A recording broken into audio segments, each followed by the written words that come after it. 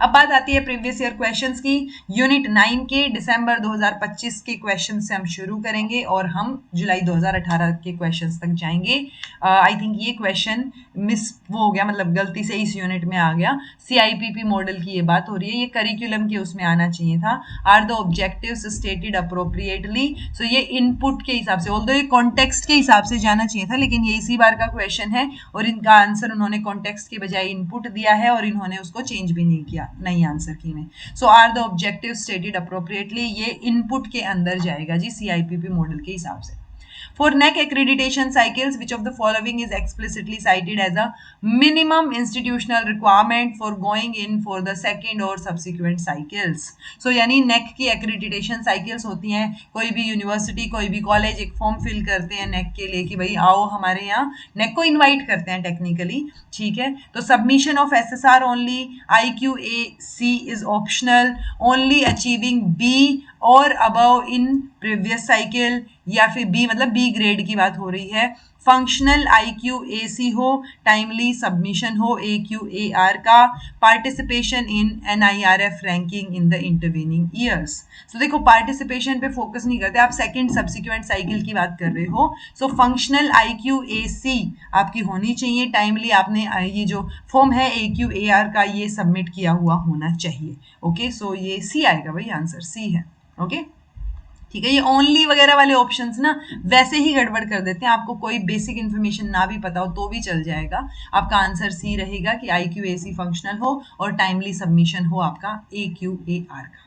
आपको IQAC और AQAR की फुल फॉर्म पता हो तो well and good. Internal quality assurance cell, यानी कि एक यूनिवर्सिटी या एक कॉलेज में इंटरनल क्वालिटी एश्योरेंस सेल होनी चाहिए और एनुअल क्वालिटी एश्योरेंस रिपोर्ट भी आपने टाइमली सबमिट की हो, यानी कि इससे हमें बाय डिफॉल्ट ये समझ आ रहा है कि AQAC तो होनी ही चाहिए और AQAR जो है वो आप एनुअली सबमिट करते हो हर बार, तो टाइमली आपने सबमिट की हुई होनी चाहिए।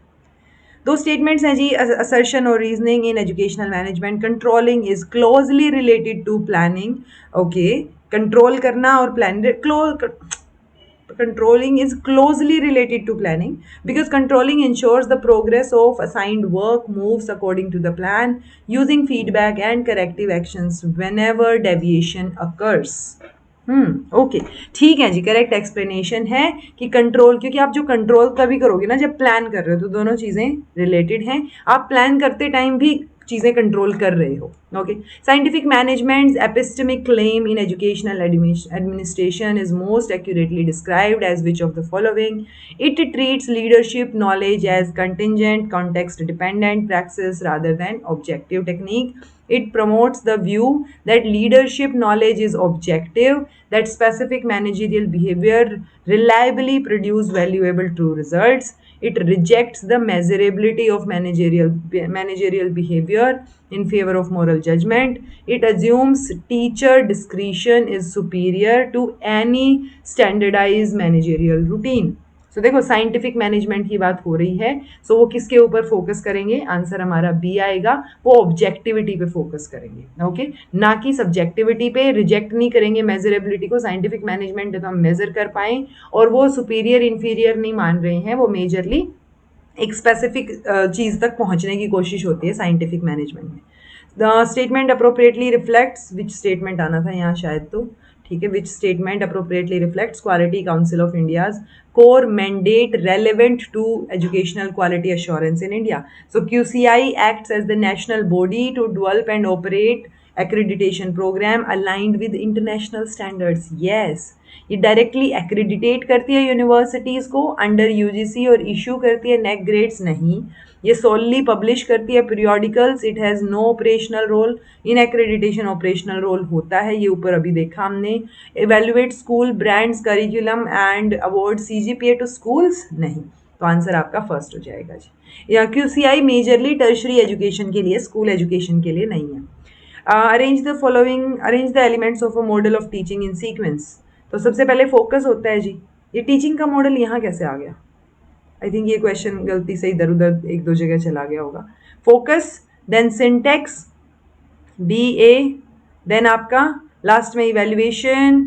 आंसर क्या हो जाएगा? Support system, social system. Answer second हो जाएगा जी आपका, यानी BA ई, डी और आपका लास्ट में evaluation. Arrange the following in order of original Deming's, total quality management 14 philosophy. तो डैमिंग की जो 14 पॉइंट्स उन्होंने दिए हैं वो आपसे पूछे हैं। C is dependence, adopt new policy. पहला तो पर्पस की कॉन्स्टेंसी था कि एक कॉन्स्टेंट पर्पस हो, तो सबसे पहले तो डी आएगा। दूसरे नंबर पे नई फिलोसफी की हमने बात की थी तो डी बी। ये लो आंसर तो यहीं से ही आ गया। तो देखो आपको 14 ना भी याद हो पर जितने याद हो रहे हैं उतना तो करो, right. So D B, then आप क्रिएट, ये C is dependence on mass inspection क्योंकि हम डबल डबल एक्सपेंसेस खर्च कर रहे थे, प्रोसेस पे फोकस करना चाहिए। Then and practices of conducting business on cost alone, कि सिर्फ कोस्ट के ऊपर फोकस करना, चीप मिल रहा है वहां से ले लेना, वो नहीं होना चाहिए, और constantly improve the process. Answer आपका फोर्थ हो गया जी। Within change management and the cost of quality framework, which of the following combination is correct? Appraisal cost हमने पढ़ी है ये सारी कोस्ट, ठीक है। Appraisal cost is equal to internal failure such as rework, scrap या डाउन टाइम, नहीं appraisal नहीं है ये। Failure cost only external, failure cost हमने इंटरनल भी पढ़ी है, ठीक है, सो ये नहीं होगा। Cost benefit analysis differs from cost effective analysis because it measures only qualitative outcome. Cost benefit नहीं, ओनली नहीं ना, और भी तो चीजें हैं, और ओनली कॉस्ट बेनिफिट में थोड़ी ना हम क्वालिटेटिव आउटकम देखते हैं, इसमें तो हम मॉनिटरी आउटकम देखते हैं। प्रिवेंटेबल कॉस्ट, जिसको प्रिवेंट किया जा सके। Proactive investment in training, error proofing, system redesign, तो ये ठीक है जी, ये है आपका सही आंसर। प्रिवेंटेबल कॉस्ट की जो बात है कि आप जो आगे और खर्चा, मान लो आपने ट्रेनिंग नहीं दी तो और गलत प्रोडक्ट्स भी तो बनने के नुकसान होएगा ना, वहां पे भी तो वो फेंकने पड़ेंगे। सो यहाँ पे क्या हो रहा है, आप पहले से ट्रेनिंग दे दो, जो पहले ही आप खर्चा कर रहे हो ताकि आगे मिस्टेक्स ना हो, वो आपका प्रिवेंटेबल है। Plan, do, check, act, implement the plan, implement कर रहे हो ना तो ये एक्टिंग होगा ना, ये तो build trust and share norms, okay, make changes, improvements based on the data, action may be in process or an strategic or action planning, decide what will be done at district, school or program level, collect and analyze formative and data on key measures of implementation। so देखो सबसे पहले तो ये आएगा plan, 3 यहीं से solve नहीं हो गया ये तो। स्ट्रैटेजिक और एक्शन प्लानिंग, डू में आप बोल रहे हो कि उसको इम्प्लीमेंट कर दो प्लान को, देन आप बोल रहे हो कि उसको चेक कर लो, और फिर वो चेंजेस और वो इम्प्रूवमेंट्स करो, वो आपका इसमें आ गया, आंसर आपका सेकंड आ गया, ठीक है। Next question, identify correct statements from the following. Factor cost of education can be exactly put in the same fashion as treated in case of firm or an industry. Industry और firm में हम जब जो चीज़ें देखते हैं वो कैसे हम एजुकेशन में एग्जैक्टली पुट कर देंगे, ये तो नहीं होएगा। There is no separate price indices for use in educational setup, कोई सेपरेट प्राइस इंडाइसेस नहीं होता, क्यों नहीं होता भाई। Educational demand is an external determinant, ये बोल सकते हैं। Rate of economic growth doesn't limit availability of revenues to education. Unit cost have been used in literature in many ways according to the objectives in view.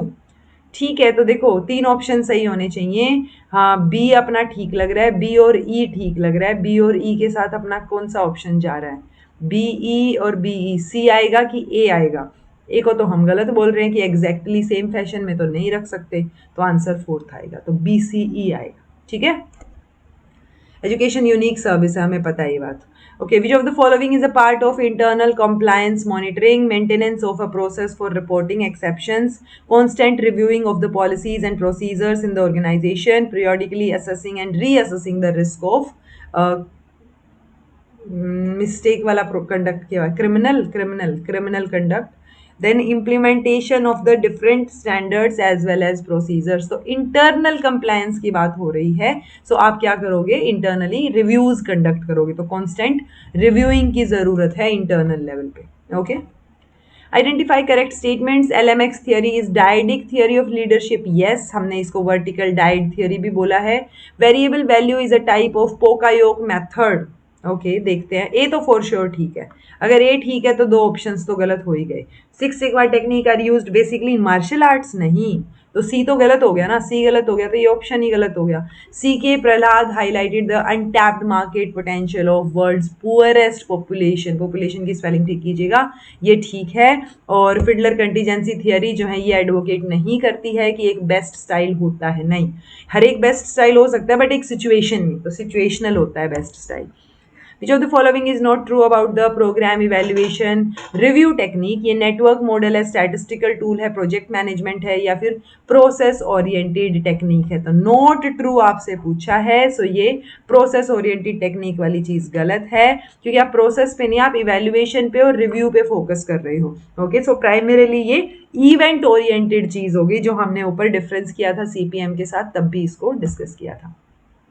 impoverished management, authority compliance, middle of the road team और earn management. Earn earn तो पता नहीं है या नहीं, but ठीक है। Team वाला तो यहाँ था, 9 की हम बात कर रहे थे। हम पहले एक्स एक्सिस शो करते हैं, तो यहाँ पे हम 19 की बात कर रहे थे, जो कि हमारा क्या था, कंट्री क्लब। वो यहाँ दे ही नहीं रखा है 19 वाला, तो ये हट गया। ये 9 वाला जो है हमारा, वो अथॉरिटी वाला था, यानी ये थर्ड पे चला गया। 9 वाला अथॉरिटी पे, 5 मिडल ऑफ द रोड और इम्पोवरिश्ड वाला आपका सेकंड हो गया।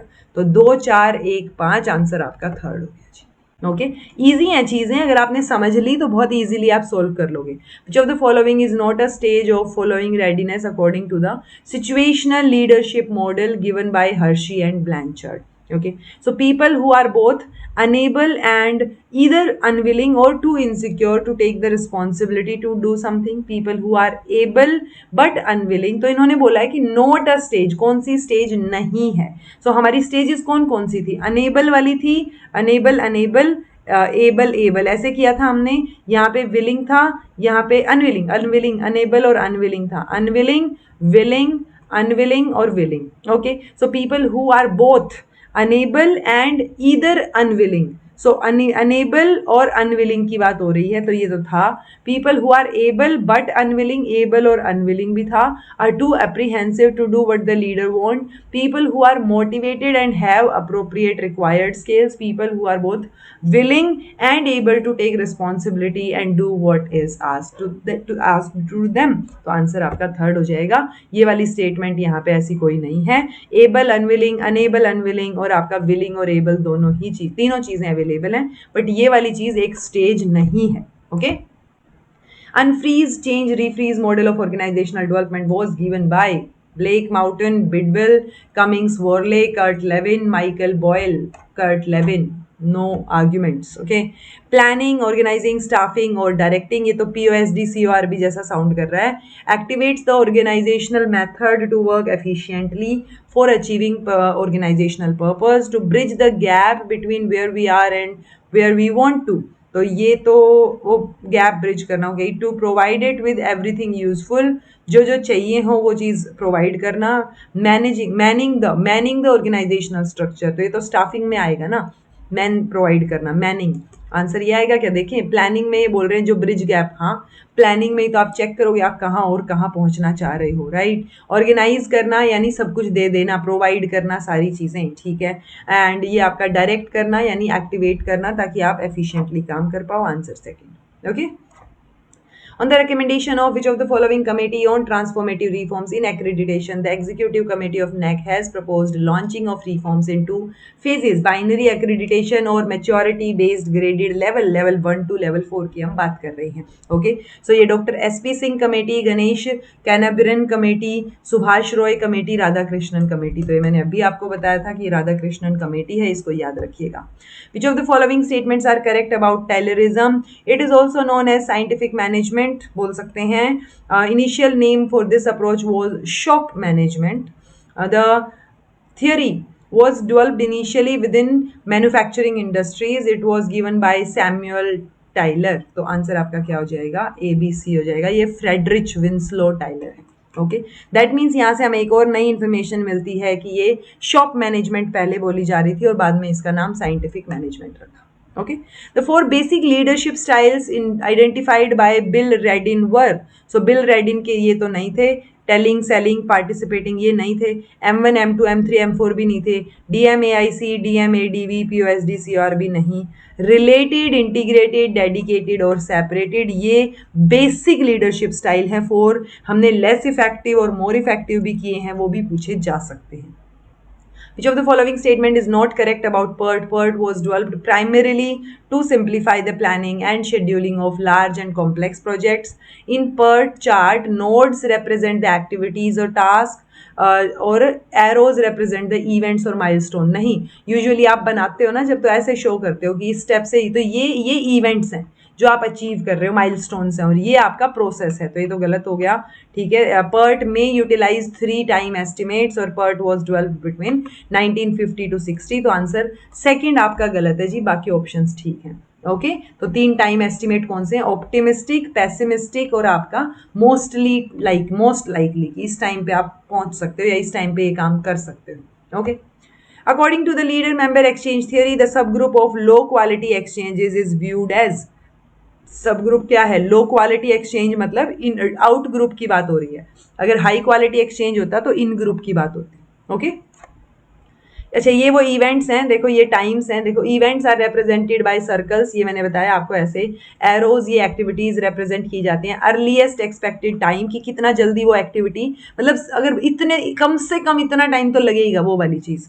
ठीक है, फ्लोट ये amount of time available for an activity, जो आपके पास अवेलेबल है वो फ्लोट है। Latest allowable time that event can be delayed without delaying the completion of entire project, यानी इवेंट डिले हो सकता है थोड़ा थोड़ा, बट कंप्लीट प्रोजेक्ट उसी टाइम पे हो जाएगा।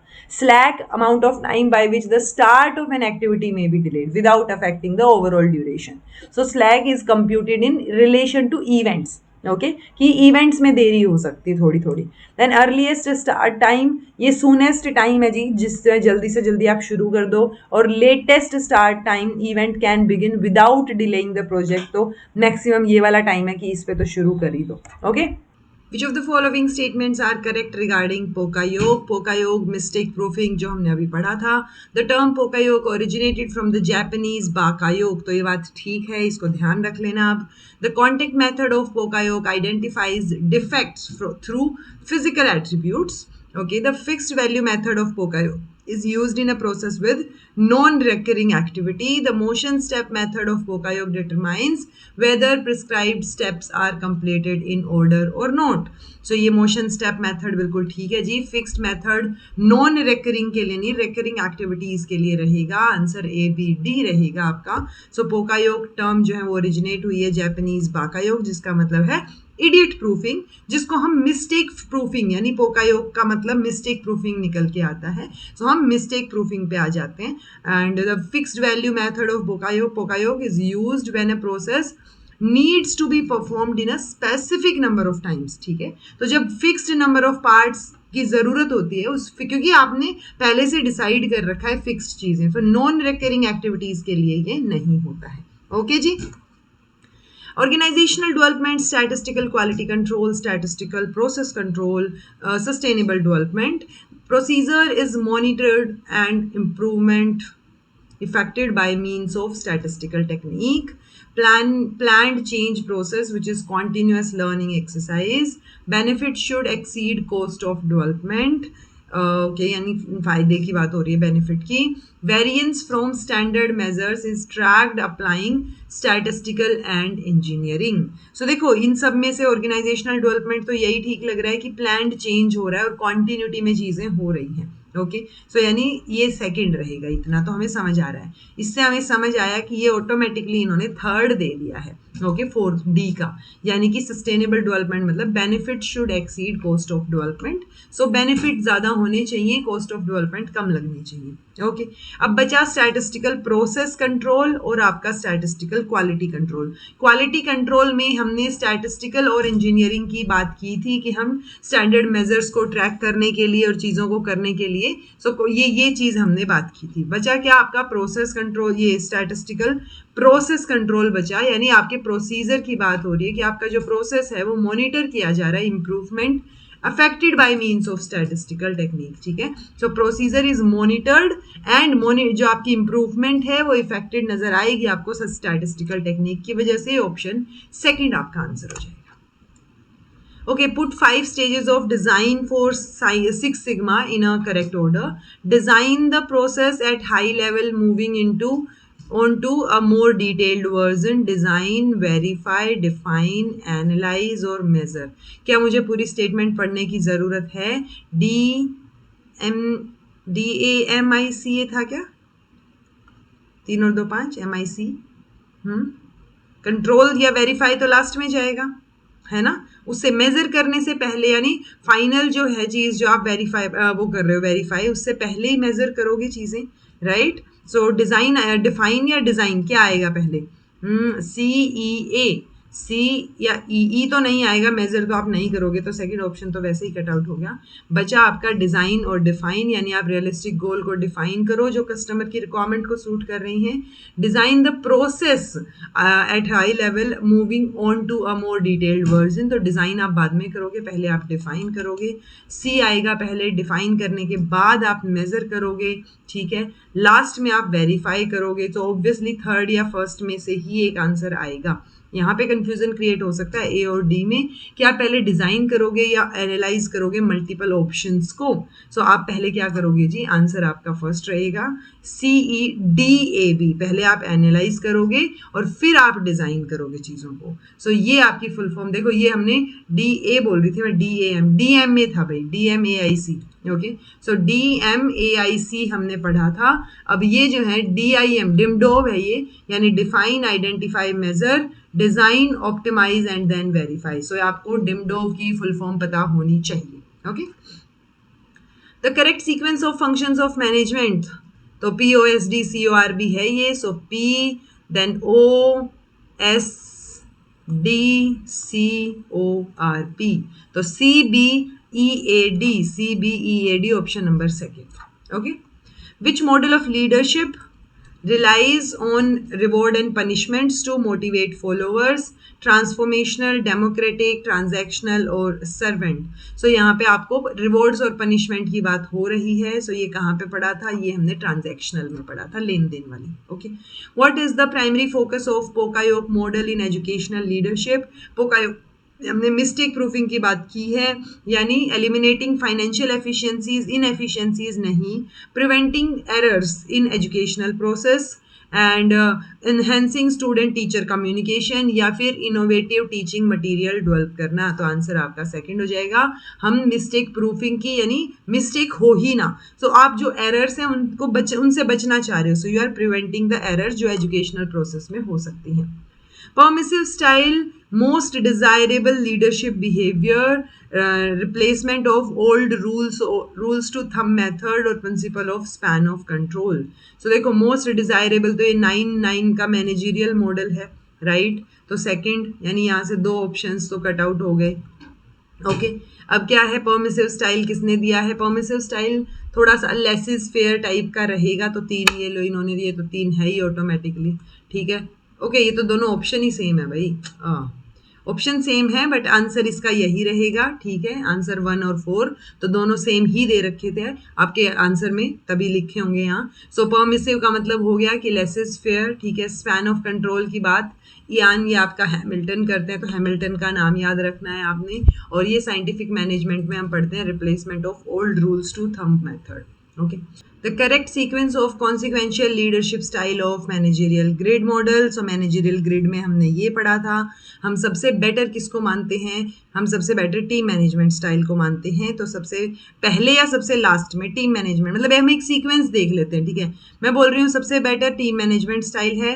टीम मैनेजमेंट के बाद ये बीच में जो मिडल ऑफ द रोड वाला था, क्योंकि इसमें भी इक्वल कॉन्ट्रीब्यूशन हमने देखा है, ठीक है। Team management middle of the road, then आपका कंट्री क्लब, क्योंकि उसमें भी रिलेशनशिप को अहमियत दी गई है, ठीक है। उसके बाद आपका रुको, कंट्री क्लब ए, ठीक है, ए है ना, हाँ। तो पहले better B, then E, then A, then impoverished, impoverished तो सबसे लास्ट में जाएगा ना। बेसिकली बी और ई का हमें पता है कि बी और ई इसी सीक्वेंस में होने चाहिए कि सबसे बेटर टीम मैनेजमेंट, तो सबसे बेटर अगर मैं उल्टा में देखूँ तो यहाँ टीम मैनेजमेंट के बाद इन्होंने इम्पोवरिश्ड दे दिया, जो कि गलत है, ठीक है। यहाँ पे देखो, ये देखो सबसे ज़्यादा कॉन्सिक्वेंशियल आपका क्या हो गया, टीम मैनेजमेंट, उससे पहले middle of the road, then आपका अथॉरिटी कंप्लायंस, देन आपका कंट्री क्लब और आपका impoverished. So impoverished, country club, authority, middle of the road और आपका टीम, ये रहेगा जी सही आंसर, ठीक है।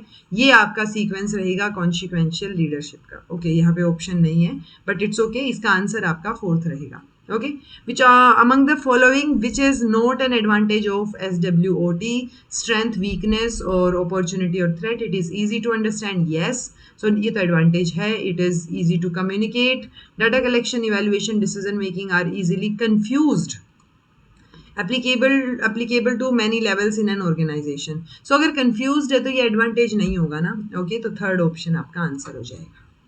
Pre scientific management era, classical management era, neo classical era और मॉडर्न मैनेजमेंट एरा।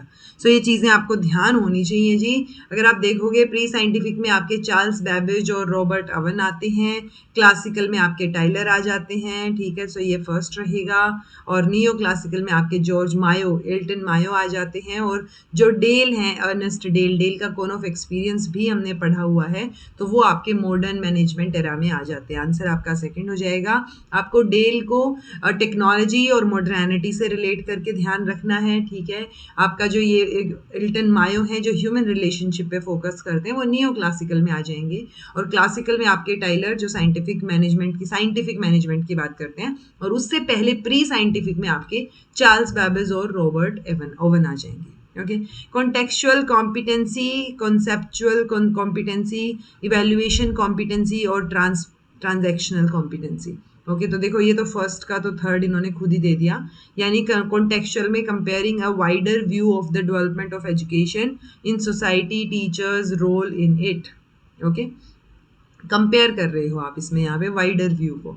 ओके, दूसरा है आपका जी including various concepts of education. Concepts आ गया ना, तो ये कॉन्सेप्चुअल में रहेगा टेक्निकली, ठीक है। As regard general subject wise, state wise आएगा, स्टेट वाइज डायमेंशंस। सो आप यहाँ पे क्या कर रहे हो, ट्रांजैक्शनल या ये preparation, selection, use of tools and test, ये इवेल्युएशन कॉम्पिटेंसी रहेगा। सो आंसर आपका सेकंड हो जाएगा जी। Okay, who is known as the father of management process? Elton Mayo नहीं, ये तो रिलेशनशिप, ह्यूमन रिलेशनशिप थियरी, तो उसके फादर माने जाते हैं। अब्राहम मैस्लो नहीं, हेनरी फ्योल या फिर एडगर हेनरी शिन, या तो आपका आंसर हेनरी फ्योल हो जाएगा, father of management process. Identify those which best represent the benefits of implementing Six Sigma in teacher education. Teacher education हम mistake proofing कर रहे हैं, so improved teacher effectiveness, enhanced student learning outcome, more efficient use of resources, increased administrative workload कैसे बढ़ेगा, greater standardization of teaching practices। तो आप सी को अगर हटा रहे हैं क्योंकि एडमिनिस्ट्रेटिव वर्क बढ़ रहा है, अब बेनिफिट्स तो नहीं होगा, वो फ़ायदा, हमें से तो फ़ायदे पूछे हैं, तो सी तो नहीं आना चाहिए। अगर सी नहीं आएगा तो ए बी ई और ए बी डी बचा। सो ई और डी में से कौन सा आंसर रहेगा? आंसर आपका ए बी डी रहेगा जी, जहाँ पे हम रिसोर्सेज के ज़्यादा एफिशिएंट यूज़ की बात करेंगे। ओके, ना कि स्टैंडर्डाइज करेंगे टीचिंग प्रैक्टिसेस को। टीचिंग प्रैक्टिसेस सबकी अलग अलग होती हैं, बच्चों के हिसाब के, उनके लर्निंग स्टाइल के हिसाब से भी हम चेंज करते हैं। PDCA is the theory of total quality management, stand for plan, do, check and act, और PDSA मतलब study act। Okay, Blake and Mountain's managerial grade, Hershey Blanchard's model, Fiedler contingency model, leader member exchange theory, leaders behavior according to the circumstances, leader and follower develop unique relationship। So unique relationship तो ये member वाले में होती है। Group effectiveness depend upon leader style, a self assessment tool. Different हैं क्योंकि black और mountain का जो मॉडल है उसमें हम किसकी बात करते हैं? हम एक रिलेशनशिप की बात करते हैं, ठीक है। तो ये बोल रहे हैं इसमें थर्ड या फोर्थ में से एक ऑप्शन आएगा कि leaders behaviour according to circumstances या फिर self assessment tool. So Blake और माउंटेन सेल्फ असेसमेंट टूल के साथ अगर हम जाएं तो हर्शी और ब्लैंचार्ड का जो मॉडल है वो सर्कमस्टांसेस के हिसाब से लीडर का बिहेवियर चेंज हो रहा है, ये आ जाएगा। एंड फिडलर कंटीजेंसी मॉडल जो है उसमें एक यूनिक रिलेशनशिप तो आप लीडर मेंबर एक्सचेंज में डेवलप कर रहे हो ना। रुको भाई, ये अगर सेकंड रहेगा, सो आंसर ये फिडलर कंटीजेंसी में group effectiveness depends on leader style, okay.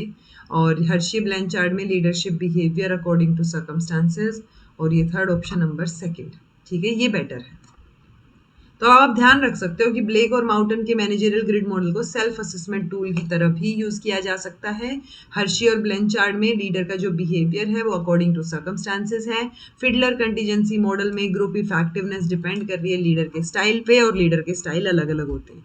पोकायोक is a Japanese term introduced by Shigeo which means catch the central role, mistake proofing, wait for right opportunity, look for right leadership. Answer B हो जाएगा, mistake proofing. Okay, components of educational management are educational direction, educational theory, educational measurement, educational evaluation और educational control. So हमने educational management के सबसे पहले components को discuss किया था, जहाँ पे हमने planning की, direction की, इन चीज़ों की बात की थी। Okay, तो आंसर आपका A, D, E हो जाएगा जी, ठीक है। evaluation, control और direction की, planning की, और एक और हमने 5 चीज़ों की बात की थी। Okay, POSD CRB is an acronym for planning, organizing, staffing, directing, coordinating, reporting, budgeting. That are the main organizing responsibilities within a team or organization. ये term किसने दी है? गोलिक और उर्विक। ग्युलिक आएगा एक तो, ये ठीक है। बास एंड बस और ड्रुकर और आपका पैकर और केन्स या फिर स्मिथ, तो आंसर आपका ए हो जाएगा, ग्युलिक और उर्विक। PERT stands for Program Evaluation Review Technique that can be used for set aims for next project, set aims to attain the funding, set individual mark for optimal credit, या एक realistic time table for project completion. So project completion के लिए हम realistic time table की बात करते तो है, हमने 3 तरीके के टाइम की भी बात की थी, optimistic time, most likely time, right, pessimistic time. Given below are two statements. The concept of quality in education is solely determined by the availability of modern technology and resources. Solely word दिक्कत दे रहा है। Quality in education, a broad range of factors including curriculum, teaching method, assessment and learning environment in addition to technology and courses. तो ये ठीक है जी, हमें सब चीज़ों के, हम सारी चीज़ें जो है वो ब्रॉड रेंज ऑफ फैक्टर्स में आ जाएंगी, जिसमें सारी चीज़ें आती हैं जब आप क्वालिटी की बात कर रहे हो। सो सोली क्वालिटी को आप मॉडर्न टेक्नोलॉजी और रिसोर्सेज के बेस पे जज नहीं कर सकते, तो आंसर फोर्थ हो जाएगा। फर्स्ट ऑप्शन गलत है, दूसरा सही है। Ethical leadership is not relevant in education as ethical standards are not applicable to administrative roles. Ethical leadership is not relevant in education. Ethical leadership भी relevant है, क्यों नहीं है? Ethical leadership in educational administration is essential because it emphasizes making morally sound decisions and serving as a role model for ethical behavior. ठीक है, दूसरा ठीक है, ये not applicable वाली चीज गलत है भाई। First is not correct, second is correct. Arrange the leadership style in the Blake and Mountain's managerial grid in order of their concern for people from the least concern to most concern. तो सबसे ज्यादा concern किसमें हो आप, सबसे कम concern किसमें हो? I think ये वाला क्वेश्चन था जो ड्रॉप हुआ, क्योंकि ऐसा कोई क्वेश्चन ड्रॉप तो हुआ है, बट हमें ये समझना चाहिए कंसर्न फॉर पीपल है तो टीम मैनेजमेंट में सबसे ज्यादा कंसर्न है। टीम मैनेजमेंट में सबसे ज्यादा कंसर्न, तो क्या इसके साथ जाएंगे हम? टीम मैनेजमेंट से पहले किस में आएगा? कंट्री क्लब में भी कंसर्न बहुत ज्यादा है, ठीक है। और उसके बाद आपका concern middle of the road में ज्यादा है, तो ई आना चाहिए, ई आना चाहिए। सो अगर ये नहीं हो रहा है तो हम किसको लेके चलेंगे? सबसे ज्यादा कंसर्न तो इसी में ही है, तो आंसर क्या था इसका? ये ड्रॉप था, राइट? क्योंकि आप अगर कंसर्न फॉर पीपल की बात कर रहे हो सिर्फ कंसर्न के बेसिस पे, तो कंसर्न तो 9 में भी उतना ही है, और मतलब कंसर्न तो फिर कंट्री क्लब और टीम मैनेजमेंट दोनों में ही 9 लेवल पे है, राइट? सो वो तो बराबरी पे आना चाहिए दोनों, ए और डी। तो वो तो ए और डी को तो आप इक्वल रखो फिर, क्योंकि उससे पहले अगर सबसे कम कंसर्न देखें तो अथॉरिटी वाले में चला जाएगा लोगों के लिए सबसे, और सबसे कम कंसर्न में भी अथॉरिटी वाले में और इम्पोवरिश्ड में एक ही नंबर पे है सबसे कम कंसर्न। सो टेक्निकली ये ऐसा कुछ होना चाहिए था, बी और सी का बराबर है, दोनों ही कम कंसर्न है, फिर आपका डी है, और फिर आपका डी नहीं, फिर आपका मिडल ऑफ द रोड ई है, और डी और ए आपका फिर अगेन बराबरी पे है, क्योंकि आपने सिर्फ लोगों के कंसर्न की बात की है। ओके, सो इस तरीके का कोई ऑप्शन दे नहीं रखा है इन्होंने। ये हमने मैनेजरियल ग्रिड मॉडल पढ़ा था, ये देखो मिडल ऑफ द रोड, तो यहाँ पे 5 है ना। सो टेक्निकली सिर्फ कंसर्न फॉर पीपल की बात करोगे तो यहाँ भी 9 है, यहाँ भी 9 है, यहाँ 1 है, यहाँ 1 है, और यहाँ 5 है। सो अगर आप 3 ऑप्शन दे देते, मान लो कि team management middle of the road और इम्पोवरिश दे दिया, या country club middle of the road या इम्पोवरिश दे दिया, उनमें हम फिर भी सॉर्ट आउट कर लेते कैसे भी करके। Okay, autocratic leadership democratic leadership, laissez-faire leadership, or transformational leadership inspires and motivate followers to achieve a shared vision. Leader provide little guidance or structure, allowing the make most decisions. Leader makes decision without input from subordinate. ये तो autocratic होगा ना जब आप input ले ही नहीं रहे हो. Okay. Encourages participation and input from the group in decision making, यानी ये डेमोक्रेटिक साउंड कर रहा है. सो 3 और 4 के बाद लेसेस फेयर में आप ढील दे रहे हो, यानी कि यहाँ पे लिटिल गाइडेंस है वो ये रहेगा. ट्रांसफॉर्मेशनल में आप इंस्पायर और मोटिवेट करते हो चीज़ों को अचीव करने के लिए. सो आंसर आपका सेकंड हो जाएगा जी. ओके.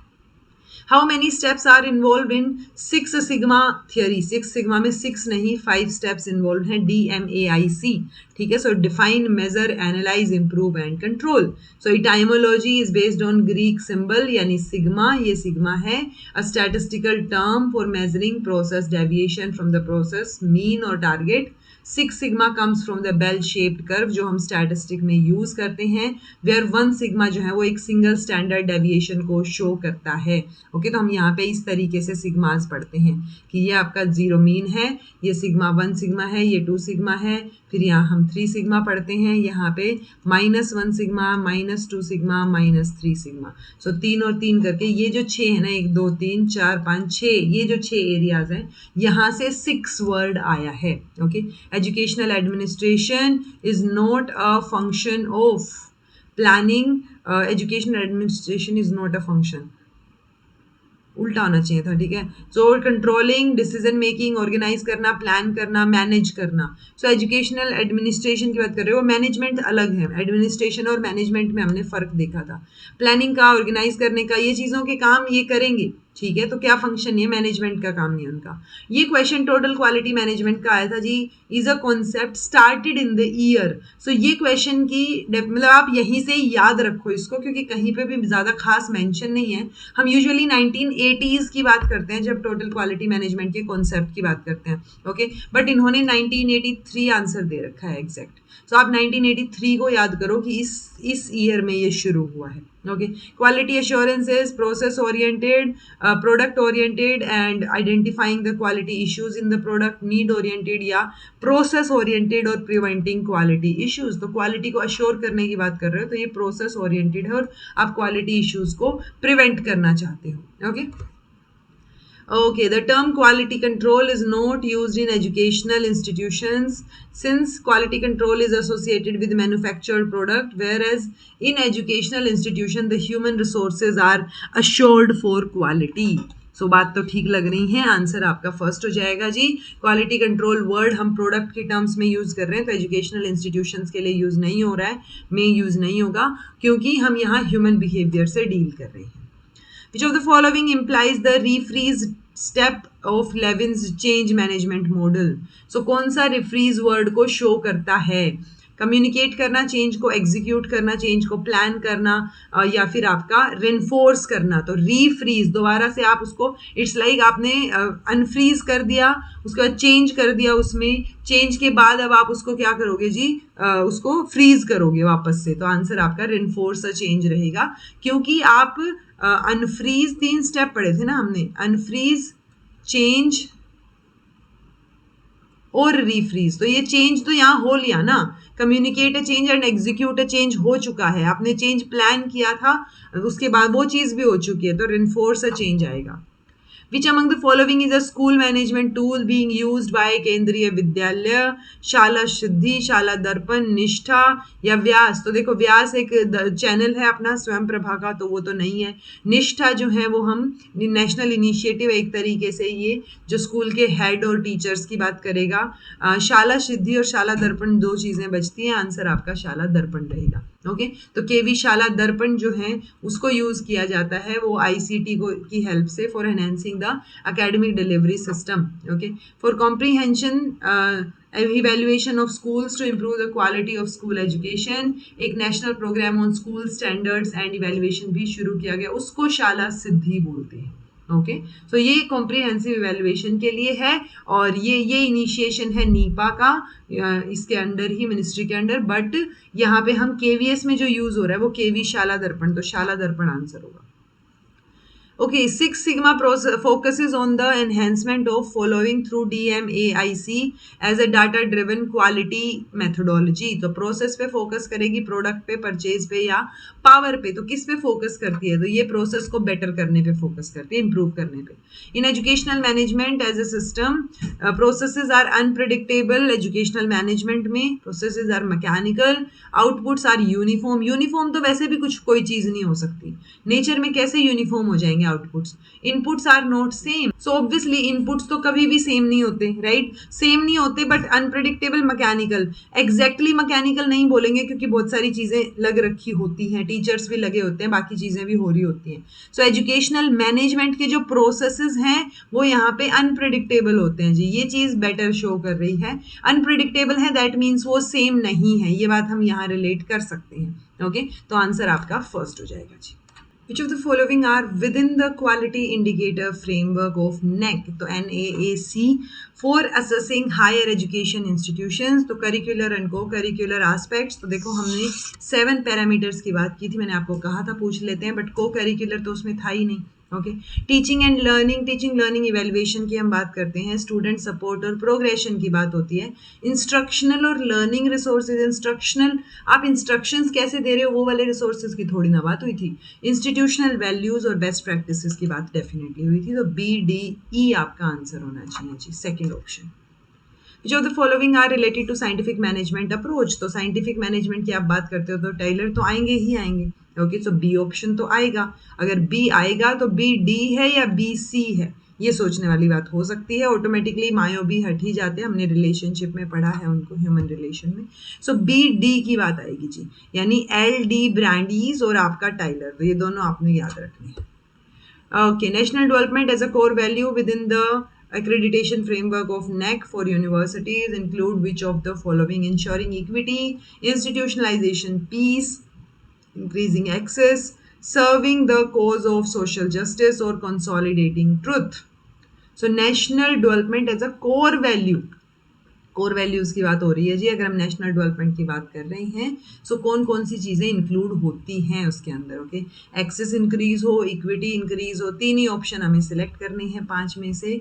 कंसोलिडेट करना ट्रुथ को या सर्व करना सोशल जस्टिस के लिए, तो कौन सा रहेगा? सो आंसर आपका ACD रहेगा जी, A, C और D. तो ट्रुथ कंसोलिडेशन नहीं है, प्लस जब हमें इंस्टीट्यूशनलाइजिंग पीस मतलब पीस होना चाहिए उसकी हम बात करते हैं, लेकिन वो इक्विटी, एक्सेस और ये वाली चीज़ें ज़्यादा आगे जब नेशनल डेवलपमेंट की बात हो रही है. Okay, developer, benevolent, autocratic, bureaucratic, executive, ये हमने पढ़े थे. ठीक है, ये लीडरशिप स्टाइल्स हमने इफेक्टिव लीडरशिप स्टाइल में पढ़े थे. Basic, effective, less effective, more effective में पढ़े हमने ये.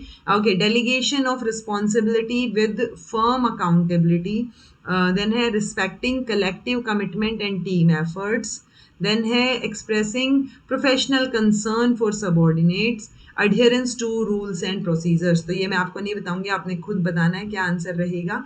ये 4 चीज़ें हमने पढ़ी थी, हमने सेपरेटेड से शुरू किया था बेसिक वाले में, फिर हमारे पास ये वाली चीज़ें आती हैं.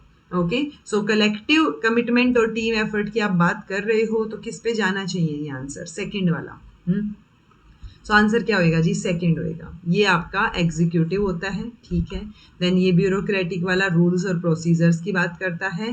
देन आपका बेनेवोलेंट वाला जो है वो काइंडनेस की, डेलीगेशन ऑफ रिस्पॉन्सिबिलिटी की बात करता है. और एक्सप्रेसिंग प्रोफेशनल कंसर्न्स जो है वो डेवलपर बात करेगा. ओके, तो आंसर आपका क्या हो जाएगा जी? सेकेंड हो जाएगा, second. Okay, Identify the correct order from the following process through 6 Sigma Quality Initiative Management Strategy. तो आप क्वालिटी को मतलब मैनेज करने का क्या स्ट्रेटजी आपकी रहेगी? Okay, finding the root cause of defects in the process and to reduce such defects. Then collecting relevant data to measure the key aspect of the current process. Then implementing enhancement of the current process. Explaining the expectations. तो सबसे पहले तो आप customer की क्या expectations हैं वो explain करोगे ना, उसके बेसिस पे ही तो आपका प्रोडक्ट बनेगा. सो डी नहीं आना चाहिए पहले, डी देखो, डी देखो ये रहा डी. ठीक है।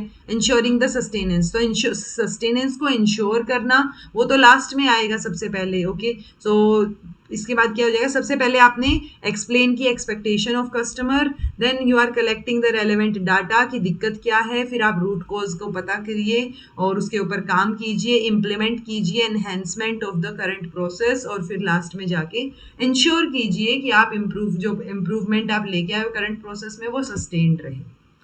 NEC methodology for assessment and accreditation of general higher education institutions is an example of quality control, management, assure या inspection.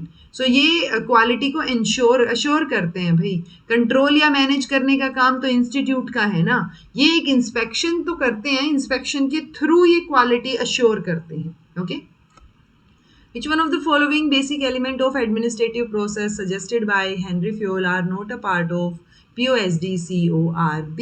So coordinating, controlling, not a part पूछा है, so coordinating तो होता है, controlling तो नहीं होता है, then बट कोऑर्डिनेटिंग तो है ना, तो कोऑर्डिनेटिंग है, यहाँ पे भी कोऑर्डिनेटिंग है, ठीक है।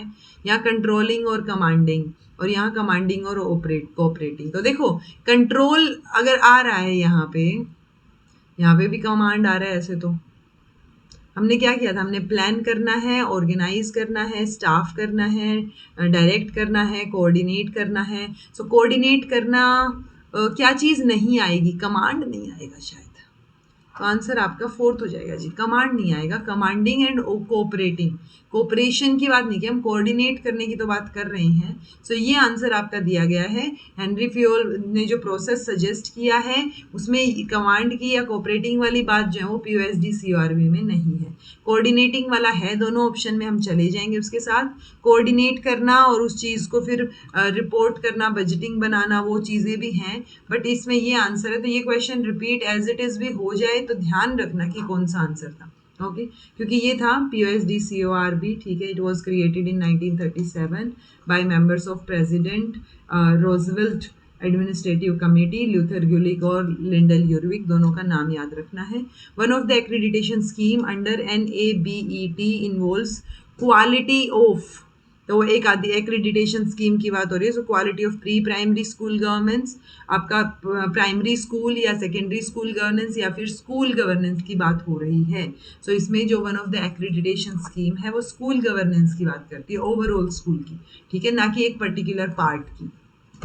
ये फुल फॉर्म है इसकी, national accreditation board for education and training, autonomous body है ये QCI के अंडर, ये दोबारा भी पूछा जा सकता है, ये ध्यान रखना, ठीक है। ये इनकी जो एक्रेडिटेशन स्कीम है स्कूल गवर्नेंस के लिए वो डिजाइंड है to assess the quality of school governance, यानी स्कूल में जो गवर्न कर रहे हैं, मैनेजमेंट है, एडमिनिस्ट्रेशन है, वो कैसा चल रहा है। सो इफेक्टिव, एफिशिएंट और सस्टेनेबल हो, उसकी एफिशिएंसी, इफेक्टिवनेस और सस्टेनेबिलिटी चेक करना चाह रहे हैं। सो ये NABET की फुल फॉर्म याद रखो, QCI के अंडर है, ऑटोनमस बॉडी, ये भी याद रखो।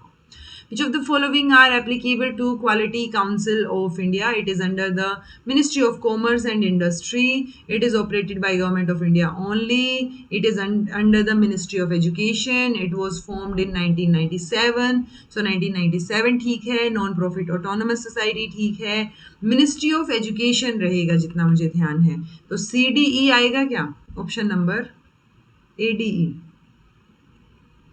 ओके ये मैंने बोला तो होगा ऊपर QCI, कॉमर्स और इंडस्ट्री, आई थिंक मुझे ही ध्यान नहीं था ये फैक्ट। तो ये क्वेश्चन ADE रहेगा भाई, commerce, ministry of commerce and industry के अंडर आएगा, क्वालिटी काउंसिल ऑफ इंडिया, इसको ध्यान रखना है, ओके। ये लो क्वालिटी, इसका मिशन तो हमने ऊपर भी डिस्कस किया था, क्या मिशन रहेगा। QCI जो है वो एक मेंबर है ऑर्गेनाइजेशन ऑफ स्टैंडर्डाइजेशन का भी, और APQO का भी, यानी एशिया पैसिफिक क्वालिटी ऑर्गेनाइजेशन का। सो ये दोनों इंटरनेशनल ऑर्गेनाइजेशन का भी मेंबर है और इसका भी ये चीज़ ध्यान रखना। And world class standards of excellence हम अचीव करना चाह रहे हैं इंडियन ऑर्गेनाइजेशंस में। Ministry of commerce and industry आपने ध्यान रखना है, okay. Change is the only constant in the contemporary society, educational, और चेंज तो है, ठीक है, इज द ओनली कांस्टेंट, ये होगा हमेशा, चेंज आपको देखने को मिलेगा। Educational organisations readiness for change management influences it's policies and strategies, ये बात भी ठीक है, दोनों स्टेटमेंट्स ट्रू हैं, okay. Which among the following are correct statements for the components of CPM, critical path method? Events are represented by arrows. Usually आपके जो है नोड से इवेंट्स रिप्रेजेंट होते हैं, आपकी एक्टिविटीज एरोज से रिप्रेजेंट होती हैं. Earliest start time is the soonest time that an event can begin. Latest start time is calculated by working from the end of the diagram with the total time and subtracting the activity time from that. Then slack event time is the actual engagement time in an event, or slack activity time at node 1 should be 0. तो answer आपका क्या रहेगा? Answer आपका BCE रहेगा. ठीक है. So events are not represented by, ये तो हमने देख लिया था एरो. सो ए नहीं आएगा. अगर ए नहीं आता तो ही आपके तीनों ऑप्शन गलत हो गए थे. आपका BCE ही बचता है. यानी अर्लीस्ट स्टार्ट टाइम ठीक था, लेटेस्ट स्टार्ट टाइम, और आपका स्लैक एक्टिविटी टाइम जो है नोड के ऊपर वन शुड बी 0. नोड पे 0 क्योंकि वो कंप्लीट या तो कंप्लीट हो चुका है या फिर वो शुरू होना है अभी. Okay. Which of the following are the guidelines of Edward Deming for quality improvement of management? Allocate huge sum of money, ऐसा तो कुछ नहीं था. Eliminate the fear, ताकि इनिशिएटिव ले बातें शेयर कर सके. इंटर्न भी आपका. Use modern training methods on the job. Force employees to perform better. Force नहीं करना है. Stop depending on mass inspection, ये बात ठीक है. यानी B और E तो ठीक है. फिर तो मॉडर्न मेथड्स का भी यूज करो ताकि ट्रेनिंग वगैरह दे सको. तो B, C और E option number 4. Okay. NCERT, UGC, QCI और आपका NIEPA. Providing grants and accreditation, ये काम तो आपका UGC का है. To focus on planning and administration, planning administration का काम नीपा का है. To undertake research and training in the field of school education का काम NCERT का है. Create a mechanism for independent third party assessment of product services and processes, तो ये आपका क्वालिटी चेक करने का काम QCI का है. ओके. आंसर आपका 3, 1, 4, 2 ऑप्शन नंबर 2 हो जाएगा. Arrange in the order of following stages of evolution of organizational quality management. So quality management की बात हो रही है. Quality management, quality assurance, quality को इंस्पेक्ट करना, अश्योर करना, कंट्रोल करना, या टोटल क्वालिटी मैनेजमेंट. आपने सीक्वेंस में लगाने हैं कि जब ऑर्गेनाइजेशन की क्वालिटी मैनेजमेंट की बात होती है सो कैसे जो है वो सीक्वेंस में रहेंगी चीज़ें. ओके. सो आंसर आपका क्या रहेगा जी? देखो, सबसे लास्ट में E आएगा या C आएगा? सबसे लास्ट में तो टोटल क्वालिटी मैनेजमेंट आना चाहिए. तो यानी सबसे पहले आप क्वालिटी को इंस्पेक्ट करो. इंस्पेक्ट करने के बाद आप उसको कंट्रोल करो. कंट्रोल करने के बाद आप अश्योर करो, क्वालिटी को मैनेज करो, टोटल क्वालिटी को मैनेज करो. आंसर आपका 2 हो जाएगा. ओके. ये चीज़ ध्यान रखना. कई बार ऐसे होता है टोटल क्वालिटी मैनेजमेंट है और क्वालिटी मैनेजमेंट है, पता नहीं कहाँ कहाँ रखें इनको. पहले आप इंस्पेक्शन करोगे, इंस्पेक्शन करने के बाद आपको जो क्वालिटी है उसको कंट्रोल करोगे, अश्योर भी करोगे कि और बेटर हो पाए. ठीक है. एंड देन क्वालिटी मैनेज करना और फिर टोटल क्वालिटी मैनेज करना. Quality control, quality assurance, quality inspection, quality management, ये लीडरशिप स्टाइल नहीं है. ठीक है. So to decide if a worker's job met its requirement, to fulfil customer needs at lowest cost, to eliminate the variation in the production process, और to meet of production specification.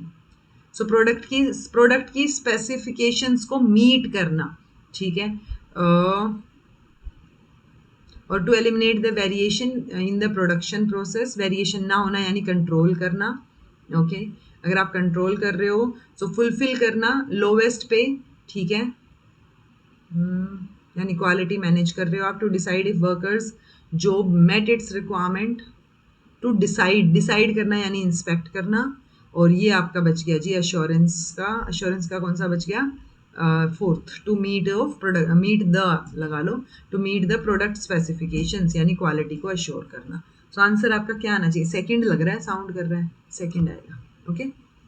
The National Institute of Educational Planning and Administration (NEPA) is located in Mumbai, Hyderabad, New Delhi और Chennai. Answer आपका new Delhi हो जाएगा.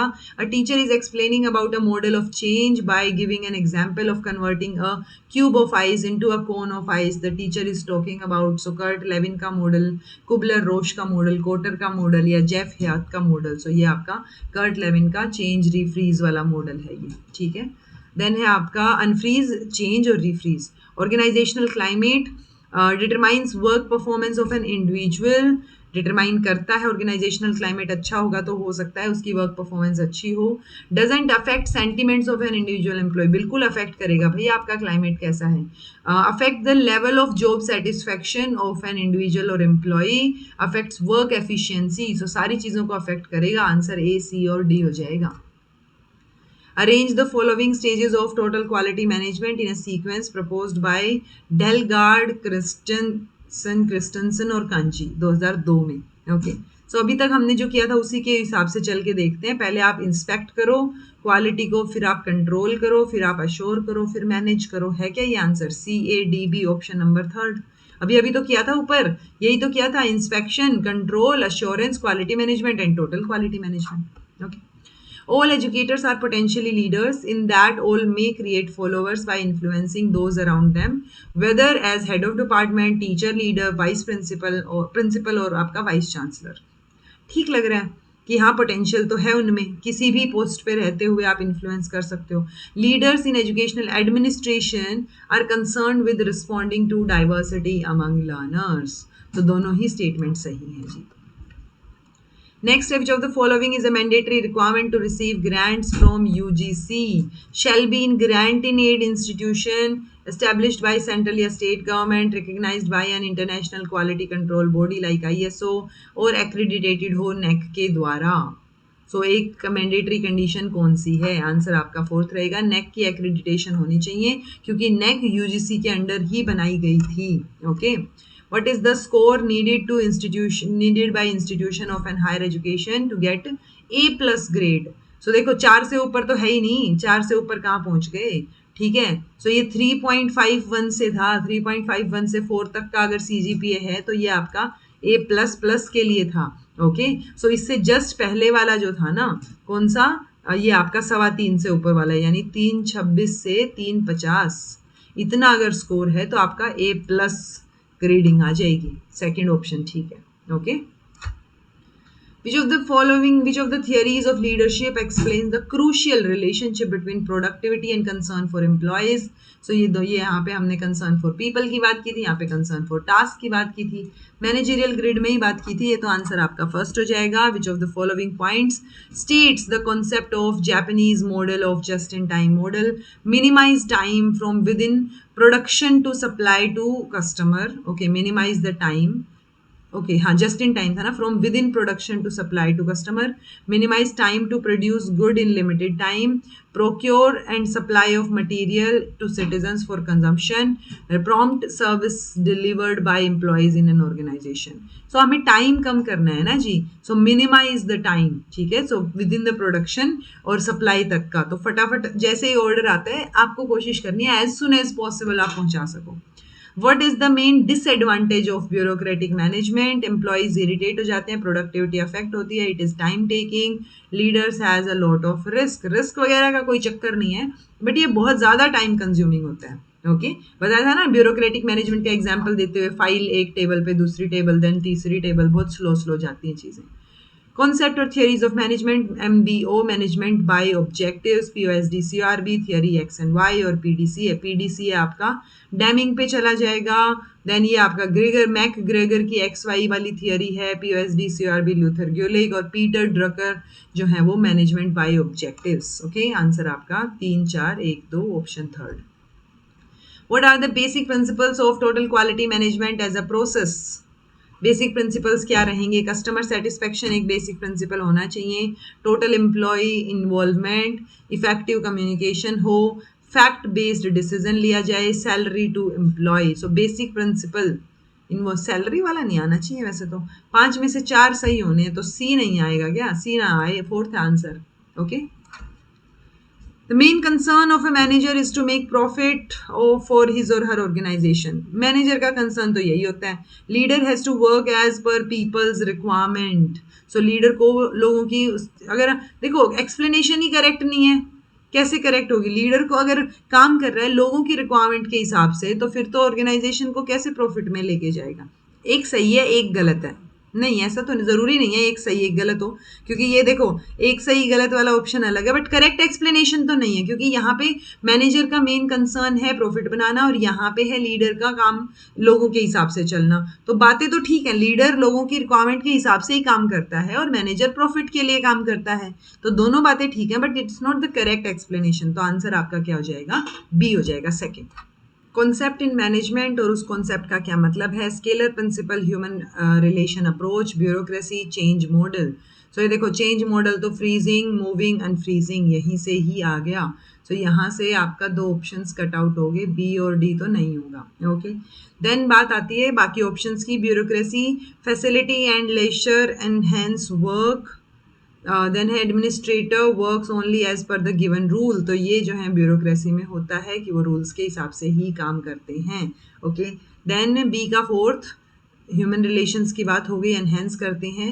And scalar principal जो है आपका manager can control 5 to 6% people effectively. ये बात आप याद रखिए, स्केलर प्रिंसिपल दोबारा भी पूछा जा सकता है। आंसर आपका सी हो गया। An institution wishes to apply for the assessment and accreditation from NAC. Which of the following performance indicator it should focus on as per NAC requirement? Teaching, learning and evaluation, curricular aspect, election of student union member, infrastructure and learning resources। और आपका student, देखो student support और progression है, curricular aspect का proforma है, teaching, learning और evaluation है। Okay, और इलेक्शन या इंफ्रास्ट्रक्चर, आई थिंक इंफ्रास्ट्रक्चर वाली चीज थी, इलेक्शन जैसा तो कुछ नहीं था, तो सी हटा दीजिए जी, आंसर आपका थर्ड हो जाएगा, A B D. Okay, the regulatory system of higher education should ensure that the distinct function of regulation, accreditation, funding and academic standards setting are done by independent bodies. This will help to redistribute workload with ever increasing number of institutions. तो जो regulatory system है higher education का, उनको ये ensure करना चाहिए अलग अलग फंक्शन, रेगुलेशन के अलग, एक्रेडिटेशन के अलग, फंडिंग के अलग, एकेडमिक स्टैंडर्ड्स के, वो अलग अलग इंडिपेंडेंट बॉडीज करें ताकि बर्डन ना हो। ओके, सो ये रीडिस्ट्रीब्यूट करेगा वर्कलोड को। दोनों बातें ठीक है जी, बिल्कुल, बट करेक्ट एक्सप्लेनेशन नहीं है ये। ठीक है, ये इन्होंने हेल्प करेगा, ये बात तो ठीक है, लेकिन ये जो इंडिपेंडेंट बॉडीज हैं इनके बारे में कुछ खास बोला नहीं है इन्होंने। ओके, सो ये रीडिस्ट्रीब्यूट कर देगा वर्कलोड को। ठीक है, तो रेगुलेटरी सिस्टम को ये इंश्योर करना चाहिए फंक्शंस के बारे में, इसको बहुत डिटेल में एक्सप्लेन नहीं किया इन्होंने। How does organisational climate affect the employees in an organisation? So organisational climate affect करता है, कैसे करता है? Respect for employer and salary, team spirit and quality of products, productivity level and motivation level, और employee की dedication and salary.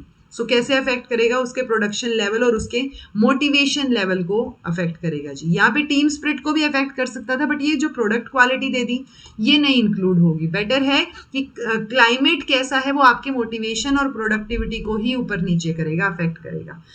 Who among the following has propounded scientific management theory? Taylor, ठीक है, FW, Frederick Winslow Tyler, ये पूरा नाम याद रखना आपने। विच of the following state the principle of scientific management theory? Science, note, rule of thumb, harmony की बात करते हैं, कोऑपरेशन की बात करते हैं, पर्सनल एफिशिएंसी लेवल की भी बात करते हैं, लेजर टाइम, वर्किंग आवर, इन सब की बात हम नहीं करते हैं। तो फर्स्ट ऑप्शन ही हमारा करेक्ट ऑप्शन हो गया। Who among the following list of thinkers of management has developed the theory of variation? So variation, specific variation, common variation, इसकी बात किसने की थी? डेमिंग ने की थी। So एडवर्ड डेमिंग आपका आंसर हो जाएगा। Then है what does PDCA stands for? the theory of total quality management. So plan, do, check and act, इसके लिए ही होता है ये। आपको ऑप्शंस भी नहीं पढ़ने चाहिए इसके लिए, तो आपको पता हो प्लान, डू, चेक और एक्ट की बात हो रही है। Okay, contingency theory, transactional theory, transformational theory, servant theory, motivate followers by appealing to their interest area, identify needed change and create a vision for the organization and make people commit to it, understand the needs of people and satisfy them। तो ये तो servant theory होगी ना, कि आप उनकी needs को समझो और पूरा करो। Okay, it is the circumstance that makes a leader. तो सर्कमस्टेंस से ही लीडर बनता है। क्या इससे सोल्व हो रहा है मेरा आंसर? सर्वेंट थियरी वाले से ए का फोर्थ, कंटीजेंसी थियरी में हम बोल रहे हैं कि सर्कमस्टेंस से लीडर बनेगा, ट्रांजैक्शनल में हम बोल रहे हैं कि उनके इंटरेस्ट एरियाज के हिसाब से आप अपील कर रहे हो ट्रांजैक्शन का, ट्रांसफॉर्मेशन में आपके जो है वो विजन की बात आ जाती है। तो ठीक है जी, सी ऑप्शन ही आपका सही ऑप्शन है। Democratic management is based on principles of people's participation. Democratic management में okay, a leader who takes administrative decision by himself believes in democratic procedure. ये कैसे हुआ? वो तो फिर ऑटोक्रेटिक प्रोसीजर में बिलीव कर रहा है ना, अगर खुद से ही फैसले ले रहा है तो ओके। तो एक्सप्लेनेशन की तो बात ही नहीं आई, पहला सही है, दूसरा गलत है। Okay, NEC assesses and accreditates only those institutions of higher learning that have either completed 6 years of establishment or have produced 2 batches. तो 2 बैचेज उसने निकाल दिए हों। IQAC helps to find out the new courses to start and recruit teachers. सो ये internal quality assurance cell है, ये नए courses और रिक्रूटमेंट की बात थोड़ी करेगी, ये तो क्वालिटी एश्योरेंस की बात करेगी ना। ओके, सो पहला सही है जी, दूसरा गलत है। Okay, who has proposed that organization shall eliminate the need of quality control after the process। तो किसने ये प्रपोज किया कि प्रोसेस के बाद क्वालिटी कंट्रोल की नीड जो है वो एलिमिनेट हो जानी चाहिए, यानी बस जो हो गया वो फाइनल तक आपने बहुत मतलब मिस्टेक प्रूफिंग करनी है आपने, कि ऐसी ऐसे पॉइंट पे पहुंचना है कि उसके बाद कोई क्वालिटी कंट्रोल की जरूरत ही ना पड़े आपको, आप बिल्कुल बेस्ट लेवल पे पहुंच गए हो, उसके बाद चेंज ही नहीं हो सकती quality.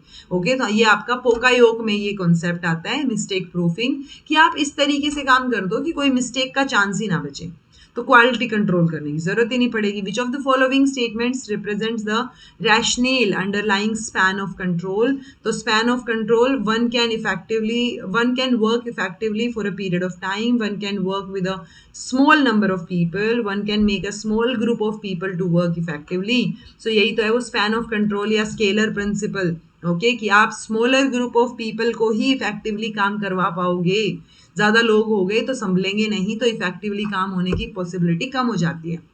The main limitation of bureaucratic management is that work efficiency gets questioned, work procedure thwarted हो जाता है, ये तो हमने bureaucratic management में पढ़ा था। Workers has no choice in work procedure, choice तो होती है। Observing rules and regulations without emphasizing work procedure, नहीं, आप rules और regulation को भी observe करते हो और आप work procedure पे ही focus करते हो, but इसमें work procedure जो है वो thwarted रहेगा, और हमने discuss भी किया था कि कैसे delay रहती हैं चीज़ें। Which of the following have been identified as performance indicators? NEC के institution की जब आप बात करोगे, curricular aspect, research innovation extension, governance leadership management, election of student union member and their interest, और institutional values and best practices। So सिर्फ election की बात नहीं होती, बाकी सारी बातें ठीक हैं। A, B, C, E। Okay, ये देखो, directive style, supportive style, participating style और डेलीगेटिंग स्टाइल। तो ये LT मतलब लो टास्क और LR मतलब low relationship, HT high task, HR high relationship.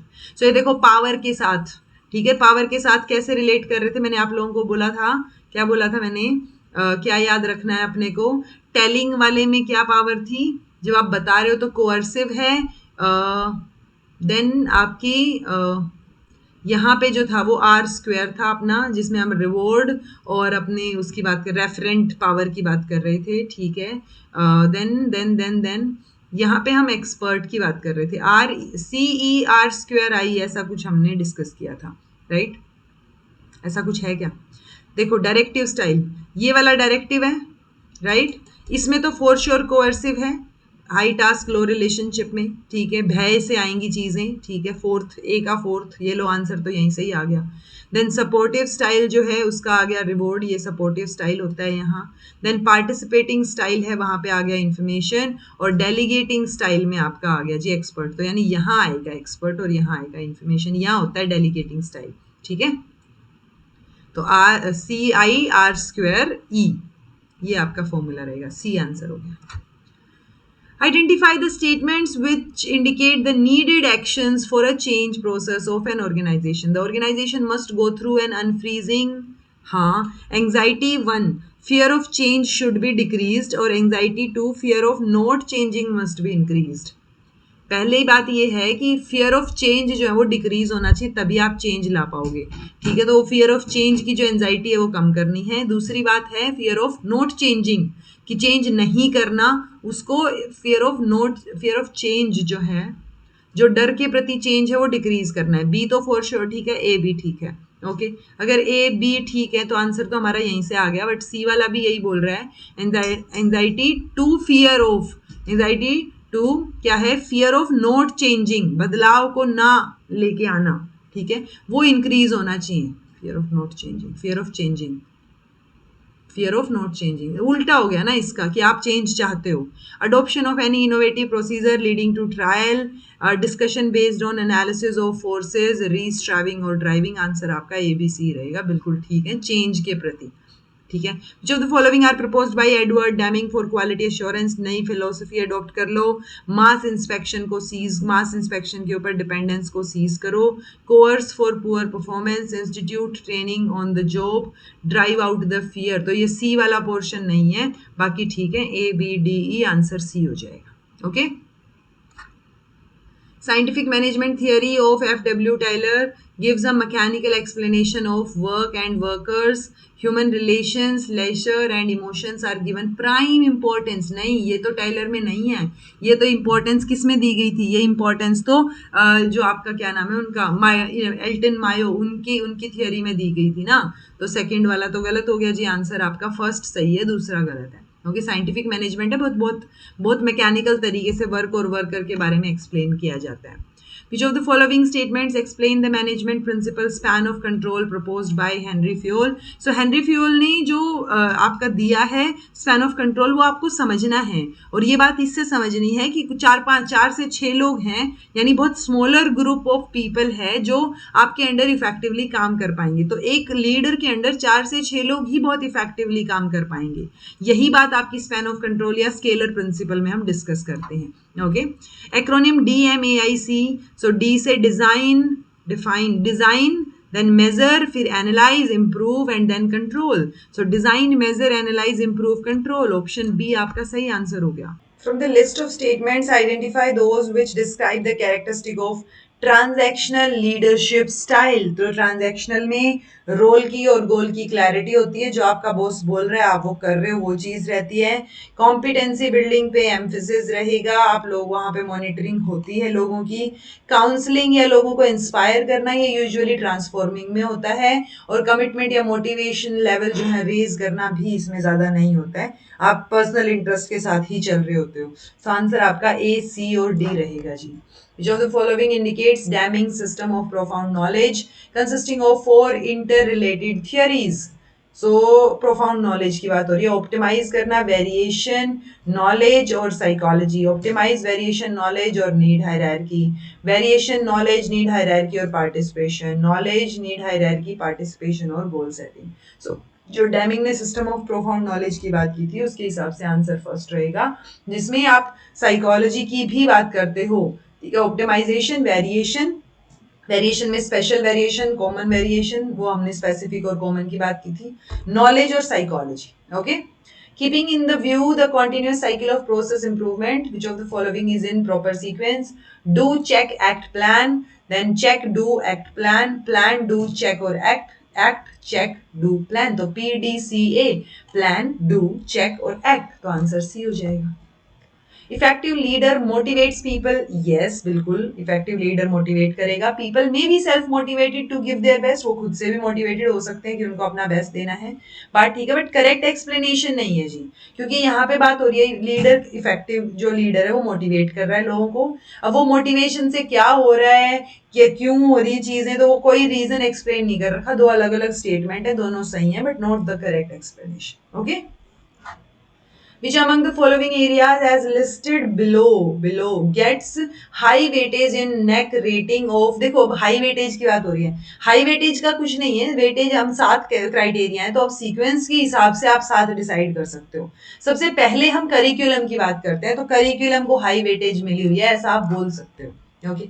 Plan, do, check और act, chalk out a change और test, observe the effects of change और test, improve change or test with new knowledge and carry out the change or test. ठीक है, तो कौन सी चीज रहेगी? Observe the effect of change. Effect of change आप देख रहे हो, दैट मीन्स चेंज हो चुका है। ओके, इंप्रूव करना है चेंज को और टेस्ट को विद न्यू नॉलेज। ओके, सो 1 और 2 प्लान वाले में क्या आएगा? चोक आउट अ चेंज। प्लान में तो आप प्लानिंग करते हो ना, चोक आउट तो करने वाली बात हो गई ना, कि करना। ठीक है, सो कैरी आउट द चेंज और टेस्ट, वो वाली चीज। अच्छा, चोक आउट, चोक आउट होएगा ना प्लान करना, तो बनाना। ठीक है, ब्लूप्रिंट बनाना, वन रहेगा जी, for sure for sure, chalk out. Okay, carry out वाली चीज है वो आपका क्या रहेगा? करना उस चीज को। ओके, सो फर्स्ट के बाद फोर्थ। देन चेक करोगे आप, दैट मीन्स आप ऑब्जर्व कर रहे हो कि क्या इफेक्ट हुआ है उस चेंज की वजह से जो आपने किया है, और फिर आप इंप्रूव करोगे उन चीजों को, यानी एक्ट करोगे, तो ऑप्शन बी आपका सही हो जाएगा। As per the principle of span of control, span of control scalar principle कई बार पूछा गया, आपको पता होना चाहिए, और ये हमने देखा भी ऊपर कि हेनरी फ्योल ने दिया है। How many teachers can be effectively supervised by a teacher supervisor? Any number of teacher, 4 से 6 टीचर, 6 से 10, मैक्सिमम 15। तो ये आपका क्या आ जाएगा जी? 4 से 6 टीचर्स आंसर होगा। Impoverished leadership, country club leadership, task oriented leadership, team leadership और middle of the road. Okay, autocratic workers have to complete the task, nothing else. So ये आपका क्या हो गया जी? ऑटोक्रेटिक वाली टास्क ओरिएंटेड लीडरशिप हो गई है। ठीक है, तो सी का फर्स्ट आएगा आंसर, तो आपका यहीं से ही सोल्व हो गया। Compromises made to achieve acceptable performance, ये आप जो हैं laissez faire, minimal concern for both worker and task, तो सबसे मतलब सबके लिए ही मिनिमम है ना, तो ये इम्पोवरिश्ड में जाएगा। Okay, focus on creating safe comfortable work environment, minimum conflict हो, ये आपका कंट्री क्लब में होता है।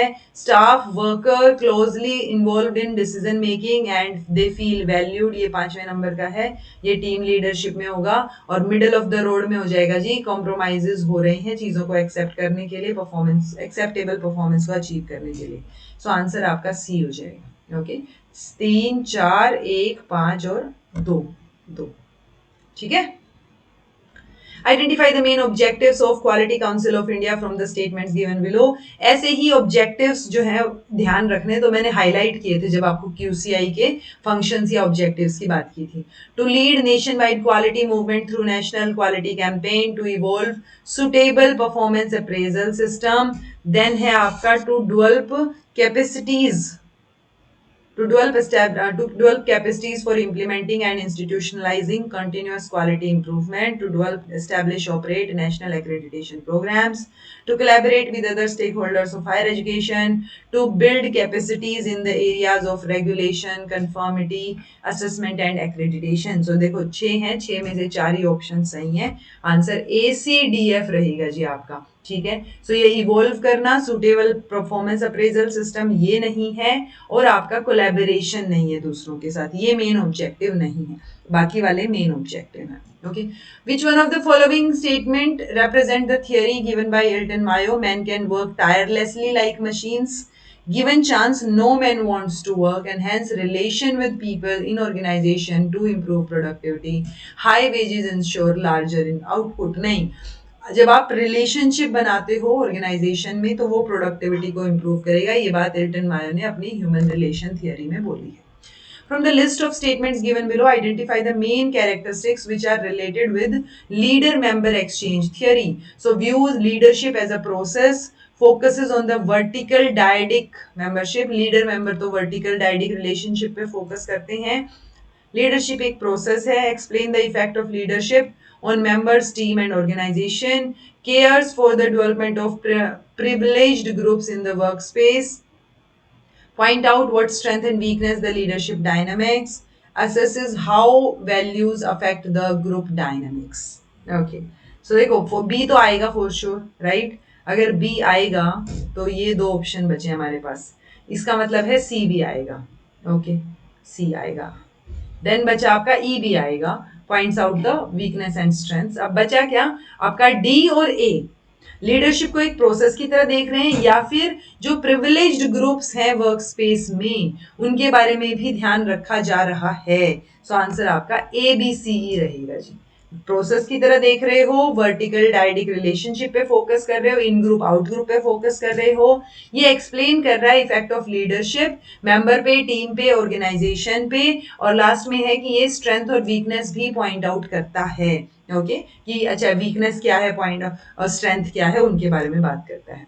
जो the following set of traits is most appropriate for effective leadership. Effective leadership के लिए आपको नॉलेज होना, विजन होना, रिलेशनशिप होना, अचीवमेंट ड्राइव होना, self confidence, charisma, cognitive ability, then आपका emotional maturity, flexibility, creativity, honesty और नॉलेज ऑफ द टास्क। तो आंसर क्या रहेगा? मोस्ट अप्रोप्रिएट पूछे आपसे। अगर आप इफेक्टिव लीडरशिप चाह रहे हो तो आपको खुद में कॉन्फिडेंस होना चाहिए, आप में वो चीज अचीव करने की भूख होनी चाहिए और कैरिज्मेटिक पर्सनालिटी होनी चाहिए। इन सब में देखें तो ठीक है, कई बार नॉलेज होती है, विजन होता है, रिलेशनशिप कोई पर्टिकुलर चीज नहीं दर्शा रहा है। यहाँ पे किस चीज के रिलेशनशिप की बात हो रही है? Okay, cognitive ability, emotional maturity, flexibility. तो ये चीज भी मतलब चीजें सारी की सारी ठीक है, थोड़ी थोड़ी थोड़ी थोड़ी, बट प्रॉपर ये है कि आप अगर इफेक्टिव लीडर बनना चाह रहे हो तो एक करिज्मेटिक पर्सनालिटी हो ताकि लोग आपकी बात माने। ओके, और आपका सेल्फ कॉन्फिडेंस आप में हो और अचीवमेंट ड्राइव हो, आप में भूख हो कुछ करने की। Which one of the following statements gives the meaning of quality circle? Parents and teachers voluntarily coming forward to help school in management, teachers forming a team to help students to help school in management, alumni coming forward, sorry, to help school management, students of school voluntarily coming forward under the guidance of teacher to help school in management. So quality circle मतलब qualitative लोग, कि जो बच्चे आपके school से पढ़ के गए वो वॉलेंटरली आ रहे हैं, तो स्कूल ऑफ ये आपका स्टूडेंट्स ऑफ द स्कूल जो वॉलेंटरी साथ आ रहे हैं टीचर्स की गाइडेंस की हेल्प से, किसमें? मैनेजमेंट में, स्कूल मैनेजमेंट में स्कूल की हेल्प करने के लिए। तो ये क्वालिटी सर्कल है, यानी टीचर स्टूडेंट सब लोग मिलके काम कर रहे हैं, और जो वहां पे सर्कल बना है टेक्निकली वो क्वालिटी के ऊपर काम कर रहा है। Okay, in which country is the educational administration both centralised and decentralised in form and character? In which country, अच्छा, एजुकेशनल एडमिनिस्ट्रेशन जो है वो सेंट्रलाइज और डिसेंट्रलाइज दोनों फॉर्म में है। ओके, इंडिया में, यूके में, यूएस में या फ्रांस में? तो आंसर आपका यूके रहेगा जी। ओके, सो सेंट्रलाइज डिसेंट्रलाइज दोनों चीजें वहां देखने को मिलती हैं। In which of the following countries did the concept of vocationalisation of education appear early? India, Australia, UK या यूएस? अगेन यूएसए इसका आंसर रहेगा। ठीक है, सो वो चीज आपको पता हो कि वोकेशनलाइजेशन पे ये ज्यादा फोकस कर रहे हैं। सेंट्रलाइज डिसेंट्रलाइज्ड एडमिनिस्ट्रेशन की आप बात करोगे तो यूके है। Okay, who use the term management by objectives for the first time? So Peter Drucker आपका आंसर रहेगा, ये हमने ऊपर भी अभी पढ़ा था। तो यानी 2018 के क्वेश्चन में से ये फैक्चुअल इन्फॉर्मेशन अगर आपको पता होती तो उस वाले पेपर को आप सोल्व कर पाते। ओके, तो इन्होंने सबसे पहले आउटलाइन किया था मैनेजमेंट गुरु, ये मैनेजमेंट गुरु हैं पीटर ड्रकर। इन्होंने अपनी book the practice of management में सबसे पहले मैनेजमेंट बाय ऑब्जेक्टिव्स की बात की थी। समटाइम्स मैनेजमेंट बाय प्लानिंग भी बोल देते हैं इसको। On the basis of research evidences, which type of educational supervision will prove most effective in our school and colleges? So research evidence के हिसाब से authoritarian direct supervision, democratic participatory supervision, student monitored supervision या management guided? तो democratic वाली चीज हमेशा research evidence या research basis पे जो आपको चीजें दिखेंगी वो डेमोक्रेटिक और पार्टिसिपेटरी वाली चीजें बेटर दिखेंगी। Okay, at which level of educational management are conceptual skills needed most? किस लेवल पे conceptual skills की जरूरत ज्यादा पड़ेगी? conceptual की बात हो रही है। at the level of top management जैसे director of education, at the level of school principal, school supervisor या teacher? so ये practical aspect पे ज्यादा focus करते हैं। जो top management level है वहां पे conceptual की ज्यादा जरूरत पड़ेगी, सोचने की, philosophy की, उन चीजों की। How is educational administration critically different from educational management? तो कैसे अलग है? By emphasis on getting results. So educational administration कैसे अलग है? Stability in the system और shareability of decisions, if by emphasis on the following procedure, status quo in the organization, limited shareability of decision, by emphasis on trend setting, excellence or multiplying decisions, by emphasis on strategy, networking और building culture। तो answer आपका B हो जाएगा जी। आप procedures पे follow कर रहे हो, status quo in the organisation और लिमिटेड शेयरेबिलिटी है डिसीजंस की। ओके, सो ये यहाँ से डिफरेंट है दोनों, ये एक मेजर डिफरेंस ये यहाँ पे बताता है। In a school, participative leadership style is likely to prove most effective when the teachers and students are। तो पार्टिसिपेटिव स्टाइल की बात हो रही है, एबल और विलिंग, तो अनेबल और unwilling, able but unwilling, unable but willing. So इस स्कूल में पार्टिसिपेटिव लीडरशिप स्टाइल जो है वो तभी इफेक्टिव होगा जब टीचर्स और students are able but unwilling. Okay, तो पार्टिसिपेटिंग स्टाइल में लीडर्स जो है give less direction, there is more collaboration among leaders and employees. तो इस स्टाइल में लीडर्स अपने आइडियाज को शेयर करेंगे, employees are able to do but unwilling due to lack of confidence and thus there is a high relationship और low task orientation आपको यहाँ पे नजर आएगी। ओके, सो आपको क्या करना है जब कंफ्यूजन हो, सो ये चीजें तो आपको पता है कि अच्छा कौन सा पार्टिसिपेटिंग है, अगर हाई रिलेशनशिप लो टास्क है दैट मीन्स ये पार्टिसिपेटिव है, ये टेलिंग या डायरेक्टिंग था, ठीक है, ये कोचिंग वाला स्टाइल था। तो इस वाले स्टाइल में क्या था, हाई टास्क लो और सॉरी हाई रिलेशनशिप लो टास्क। ओके, सो ये रिलेशनशिप टास्क वाली चीज आप वहां से कंपेयर करोगे जो हर्शी और ब्लिंचार्ड ने बोली थी। ओके, जब हर्शी और ब्लिंचार्ड का अलग अलग मॉडल पढ़ा था हमने, हर्शी का R1, R2, R3, R4 की जो हम बात कर रहे थे कि एबिलिटी और विलिंगनेस, इन दोनों की बात की थी ना हमने, तो उसको आप हाई टास्क लो टास्क रिलेशनशिप उससे कंपेयर करके आप आसानी से आंसर तक पहुंच सकते हो। ये देखो जी, अगेन पावर की बात आ गई, तो ये देखो यहाँ पे हमने दो चीजें अभी अभी ऊपर भी डिस्कस की थी, C then I, R square और E। ओके, सो ये यहाँ पे हमारा क्या था, कोअर्सिव पावर किस में जाएगी, आपकी टेलिंग स्टाइल में जाएगी, पांचवा आंसर तो आपका यहीं से ही सोल्व हो गया, 5। ठीक है, ये आपका सेलिंग या कोचिंग स्टाइल है, इसके अंदर आपकी इंफॉर्मेशन पावर आ जाएगी, इंफॉर्मेशन नहीं है तो लेजिटिमेट दोनों जा रही हैं। ओके, लेजिटिमेट आंसर के हिसाब से लेजिटिमेट जा रही है। उसके बाद पार्टिसिपेटिंग स्टाइल आपका ये वाला था जिसमें रेफरेंस वाली जाएगी, रेफरेंट पावर, ठीक है, और डेलीगेटिंग में एक्सपर्ट जाएगी। ओके, सो यहाँ पे वो इंफॉर्मेशन और लेजिटिमेट दोनों वाली पावर जा सकती है, इसके हिसाब से आंसर में लेजिटिमेट है तो हम उसके साथ जाएंगे। ठीक है, तो ये चीजें जो ऊपर बताई थी उनको ध्यान रखना। High task low relationship, high task high relationship, तो ये चीज है ऐसे। ठीक है, यहाँ पे आपका टेलिंग था, टेलिंग स्टाइल, 5 3 4 5 लिखती हो ताकि इजी हो जाए। ओके, ये पांचवा है टेलिंग स्टाइल जिसके अंदर आपका क्या रहेगा जी, हाई टास्क लो रिलेशनशिप, सो लो हाई टास्क लो रिलेशनशिप ए, तो ये 5वां पे जाएगा, ये लो आंसर तो यहीं से आ गया। सेलिंग स्टाइल ये वाला है 4th, इसके अंदर हाई टास्क और हाई रिलेशनशिप है तो यहाँ 4th आ जाएगा। अथॉरिटेरियन स्टाइल और पार्टिसिपेट, ये डेलीगेटिंग स्टाइल है आपका, डेलीगेटिंग में लो टास्क लो रिलेशनशिप आ जाएगा और लो टास्क हाई रिलेशनशिप आपका पार्टिसिपेटिंग में चला जाएगा। ठीक है, आंसर आपका डी हो जाएगा। In which of the following systems tend to practice utmost centralization in educational administration? तो सबसे ज्यादा सेंट्रलाइजेशन कहाँ नजर आता है, primary education in USA, higher education in Ireland और आपका प्राइमरी एजुकेशन इन यूके और नवोदय विद्यालय। नवोदय विद्यालय सेंट्रल एडमिनिस्ट्रेशन के अंडर ही तो आते हैं, तो यहाँ पे सेंट्रलाइजेशन है जी। ओके, यूके यूएस में तो हमने देखा था कि वहाँ यूएस में हमने वोकेशनलाइजेशन का देखा था, यूके में सेंट्रलाइज्ड भी हैं और नॉन डिसेंट्रलाइज्ड इंस्टीट्यूट्स भी हैं, बट नवोदय विद्यालय तो फॉर श्योर सेंट्रलाइजेशन की बात कर रहे हैं ना, केवीएस और एनबीएस ये सेंट्रल गवर्नमेंट के अंडर आते हैं। जो the following set of features represent the function of community colleges of USA? Fee structure low है, लोकली सिचुएटेड है, इंटरनेशनल क्वालिटी एजुकेशन है, डिप्राइव्ड सेक्शन को हेल्प करना या फिर अर्बन पुअर को हेल्प करना। सो आंसर आपका क्या आ जाएगा, 1 2 4। ओके, सो ये चीजें हैं, ये इंटरनेशनली क्वालिटी एजुकेशन नहीं आएगी बट डिप्राइव्ड सेक्शन के लिए है, लोकली सूटेड है और लो फीस स्ट्रक्चर है इन कॉलेजेस का, community colleges. Which combination of following characteristics correctly describe the bureaucratic administration? Well defined rules होंगे, एक एस्टेब्लिश्ड हायरार्की होगी।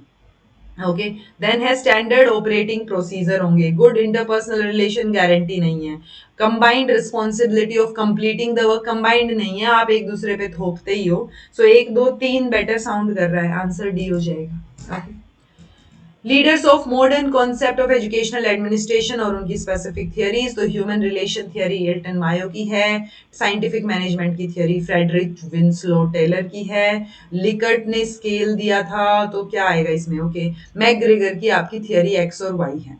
तो देखो इससे ही आ जाएगा आंसर, तो ये देखो 4 3 ये दो मैनेजमेंट सिस्टम वाला आपका किस पे आ जाएगा, मैनेजमेंट सिस्टम का रेनेसिस लिकर्ट पे आ जाएगा। ओके, आंसर सी हो जाएगा। स्कूल प्रिंसिपल, अच्छा सोर पीक परफॉर्मेंस मॉडल ये किसने दिया है, ये आप मुझे बताएंगे कमेंट करके। Okay, a school principal plans the targets of activities and programs to be undertaken in next 5 years। तो ये किसका एग्जाम्पल है, ये ग्रास रूट प्लानिंग है, पर्सपेक्टिव प्लानिंग है, सिस्टम्स अप्रोच टू प्लानिंग है, या माइक्रो है। 5 साल की बात कर रहे हो तो माइक्रो तो फॉर श्योर नहीं है, आप एक पर्सपेक्टिव लेके चल रहे हो लंबा, तो वो पर्सपेक्टिव प्लानिंग है जी, कि आप अगले 5 साल में क्या करना चाहते हो।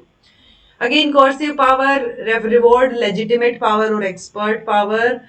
देखते हैं क्या आंसर रहेगा, perception that the administrator has relevant education and experience. So relevant education और एक्सपीरियंस तो यहां नहीं जाना चाहिए, एक्सपर्ट या वो लेजिटिमेट अथॉरिटी है, दोनों हो सकती हैं भाई। देखें एक बार, सी ये 1 इससे सोल्व हो रहा है क्या। कोर्सिव पावर में बोल रहे हो perceived ability to provide consequences for not performing. Award में आप बोल रहे हो कि perceived ability to provide things liked by the members. Legitimate में आप बोल रहे हो perception that decisions taken by administrator are appropriate in terms of role assigned. ठीक है जी, बी बी साउंड कर रहा है, बढ़िया, ठीक है। The basic purpose of educational supervision is to ensure better results of students in the board exam। इसलिए तो बहुत फैक्चुअल सी चीज होगी।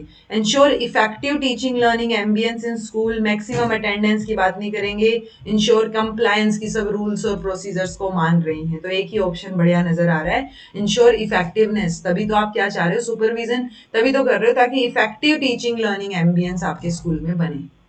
Again consulting style, delegating style, telling style और सेलिंग स्टाइल। ठीक है, ये टेलिंग है, ये सेलिंग है, ये डेलीगेटिंग है, कंसल्टिंग शायद पार्टिसिपेटिंग को ही बोल देंगे हम। ठीक है, सो ये आपका 1 वाला पोर्शन है, ये आपका 3 वाला पोर्शन है, और ये आपका टेलिंग स्टाइल है, और ये आपका डेलीगेटिंग स्टाइल है as per the question. So telling में क्या रहेगा जी आपका, low high task low relationship, high task low relationship, ये आपका टेलिंग रहेगा। आंसर तो आपका यहीं से ही आ गया। हाई टास्क हाई रिलेशनशिप आपका सेलिंग का रहेगा, हाई टास्क और हाई रिलेशनशिप और लो टास्क आपका कंसल्टिंग का रहेगा, लो टास्क लो रिलेशनशिप आपका डेलीगेटिंग का रहेगा। आंसर आपका डी रहेगा। Okay, For application of total quality management in teacher education, which of the following measures will be considered helpful? Finding out the needed number of teachers in various states, demand and supply of teachers, can do, will do analysis for specified group of teacher educator, finding out the number of teacher education institutions, SWOT analysis by teacher educator। तो answer आपका B D E हो जाएगा जी। अच्छा, E भी तो था, action research projects to improve the school practices. Okay, so स्वॉट एनालिसिस आपका एक्शन रिसर्च प्रोजेक्ट्स, और can do will do analysis कि क्या आप कर सकते हो और क्या आप कर लोगे, मतलब सकते हो वाली चीज और क्या कर रहे हो। तो कैपेबिलिटी आपकी क्या है, पोटेंशियल कितना है, और आप कर क्या रहे हो उसको एनालाइज करना। ओके, ये हो गए जी आपके 135 क्वेश्चंस। इस यूनिट 9 के प्रीवियस ईयर क्वेश्चंस हमारे यहीं पर समाप्त होते हैं।